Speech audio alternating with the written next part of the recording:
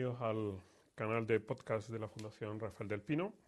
Soy Andrés Betancor, catedrático de Derecho Administrativo y director del programa Instituciones del Derecho del Estado Democrático de Derecho de la Fundación Rafael del Pino. El objetivo de esta iniciativa es contribuir a la mejora de la calidad de nuestras instituciones como condición o requisito para la mejora de nuestro Estado Democrático de Derecho. Malas instituciones, mala democracia y peores libertades. Hoy vamos a dialogar con Javier García Enterría, catedrático de Derecho Mercantil, sobre las sociedades mercantiles y el interés público. Bienvenido, Javier. Muchas gracias. En tu ponencia nos hablas de una cuestión controvertida y muy importante: la obligada interiorización de los intereses públicos en la gestión societaria y cómo distorsionan no solo el derecho societario, sino a lo que genéricamente podemos determinar como la libertad de empresa. Hay tres cuestiones que nos interesan desarrollar, Javier. Y en este caso, sin duda, relacionados con la libertad y la libertad de empresa. Comencemos por este punto. ¿Por qué crees tú que es importante la libertad de empresa? ¿Por qué es necesario salvaguardar ese ámbito de autonomía y en particular lo que se refiere a los gestores y no distorsionarlo con otros intereses o con otras obligaciones? Bueno, la verdad es que este es un debate, digamos, que está planteado no solo en España, ¿no?, sino que es un debate internacional que de alguna forma ha venido motivado pues, por la creciente preocupación que existe, digamos, en el debate público general, pues por factores fundamentalmente medioambientales, ¿no?, de lucha contra el cambio climático, biodiversidad, todo este tipo de cuestiones, y también pues por factores sociales, pues de derechos humanos, de diversidad, de inclusión, de lucha contra la explotación infantil, este tipo de cuestiones, ¿no? Y entonces, bueno, pues en la medida en que las grandes sociedades, las grandes corporaciones, ¿no?, porque esto es un debate que lógicamente está, aunque se plantee en términos generales de todas las empresas, afecta fundamentalmente a las grandes empresas, pues en la medida en que su actividad evidentemente tiene una incidencia, digamos, más que notable sobre numerosos, bueno, lo que se llaman stakeholders, ¿no?, que no tienen una traducción clara en castellano, ¿no?, por lo que serían grupos de interés. Bueno, por lo que se busca es que las propias sociedades también se involucren en ese proceso de lucha contra el cambio climático, de tratar de combatir pues, conductas de explotación, de desigualdad entre hombres y mujeres, este tipo de cuestiones, ¿no?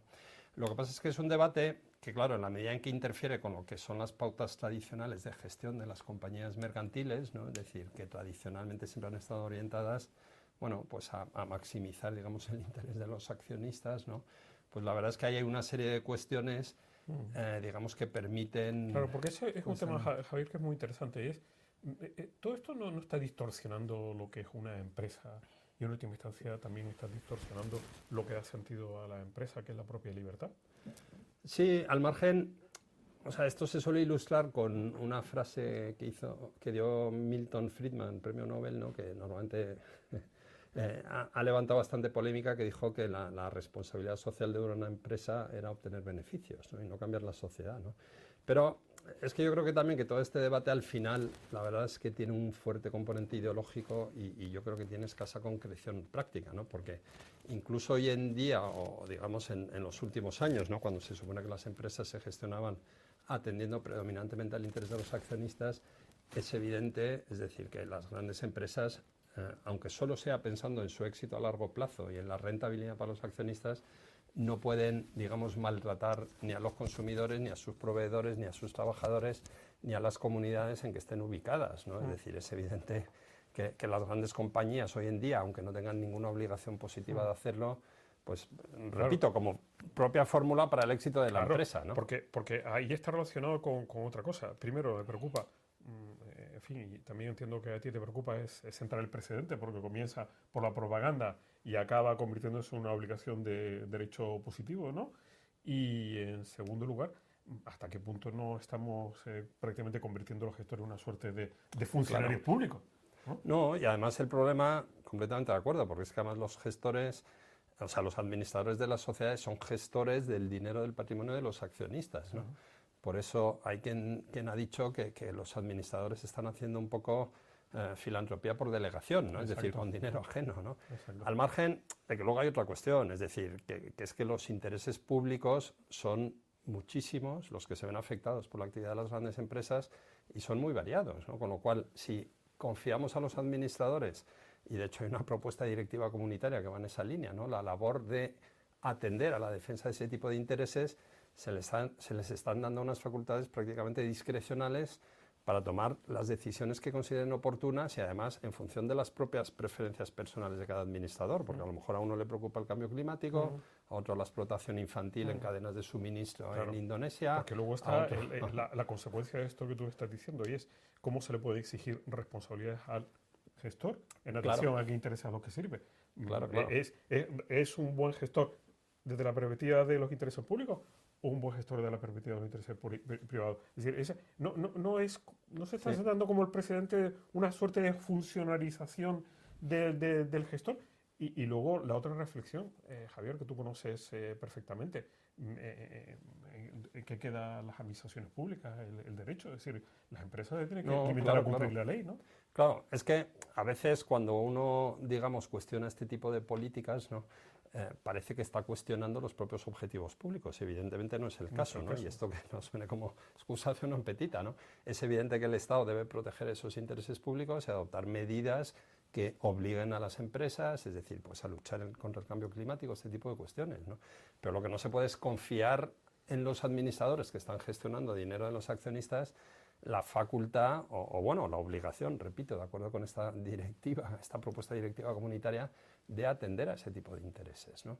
Porque es que además, es lo que decíamos antes, al final hay todo tipo de intereses, con lo cual si tú atiendes a un interés en concreto estás sacrificando el interés de otro grupo de interés. Entonces, y ese es el papel de la política. Y es el papel de la política y del Estado y del ordenamiento, ¿no? Las prioridades, ¿no? Sí, ese es el papel. Y luego también la cuestión que tú apuntabas, de que si al final un administrador tiene que atender a los intereses de los accionistas, pero también combatir el cambio climático, a la defensa de las minorías raciales, todo este tipo de intereses públicos, es decir, al final, ¿ante quién responde? Exacto. Porque es que prácticamente pues tiene, digamos, un ámbito discrecional, digamos, de actuación. Y de hecho ya hay algunos ejemplos que en algunos países ha habido, pues por ejemplo, asociaciones de lucha contra el cambio climático demandando a administradores, por ejemplo, de importantes petroleras por no haber adoptado las medidas oportunas para la transición energética y este tipo de cuestiones, que es que al final estás ampliando muchísimo el abanico de personas que pueden sentirse perjudicadas y exigir responsabilidad. Exacto, al final terminamos respondiendo ante los funcionarios, ante los políticos, en definitiva, porque son los que van a administrar ese recurso escaso que se llama por la priorización de los intereses, ¿no? Por lo tanto, es un precedente, a mi juicio, peligroso, ¿no? No, completamente de acuerdo, completamente de acuerdo. Lo que pasa es que es un debate que está planteado, insisto, ahora en todo el mundo, ¿no? Es decir, en concreto en el ámbito de la Unión Europea, pues dados los objetivos digamos, suscritos por la Unión Europea de combatir cambio climático y todo esto, ¿no? Y entonces, bueno, pues esto también está de alguna forma invadiendo, digamos, el derecho de sociedades. Y hay una propuesta directiva que la verdad es que está siendo muy controvertida, ¿no? Es decir, pero en esa línea, ¿no? Es decir, de tratar de obligar a los administradores a considerar ese tipo de intereses, ¿no? Muy bien, muy interesante, Javier, tu ponencia y lo que nos has contado, me parece excelente. Y te doy las gracias, te damos las gracias y a ustedes también les doy las gracias por seguir esta serie de podcasts. El siguiente contará con la participación del magistrado Santiago Soldevila, que nos hablará sobre la coordinación de jurisdicciones. Muchas gracias.